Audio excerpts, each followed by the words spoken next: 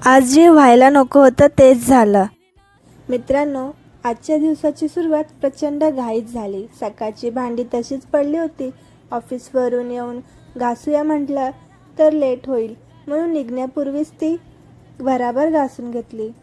म्हणतात ना, नशिबाचे खेळ.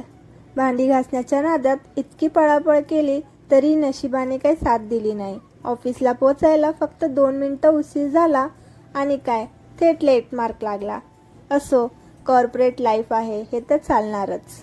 ऑफिस संपून घरी आले तर बाहेर मस्त पाऊस पडत होता. अशा छान थंडगार वातावरणात गरमागरम खाण्याची तलब झाली होती. मग काय, लगेच लागले कामाला.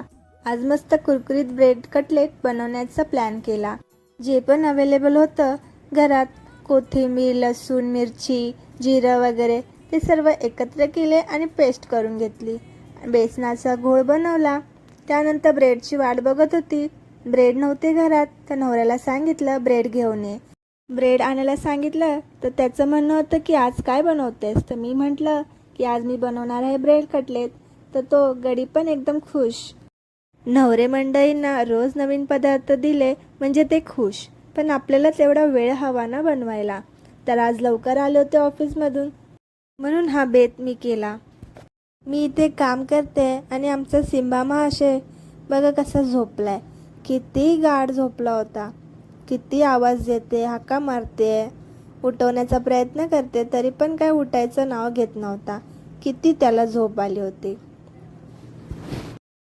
नाहीतर नुसता माझ्या मध्ये मध्ये पायाखाली येत असतो.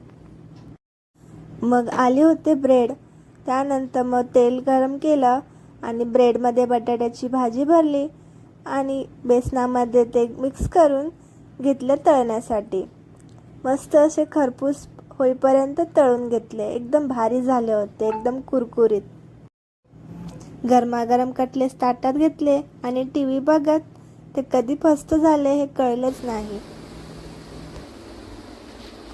कुठलाही पदार्थ बनवण्यासाठी जेवढा कंटाळा येत नाही तेवढा कंटाळा येतो त्यानंतरची भांडी घासण्यासाठी. पण काय, शेवटी ती घासावीच लागणार.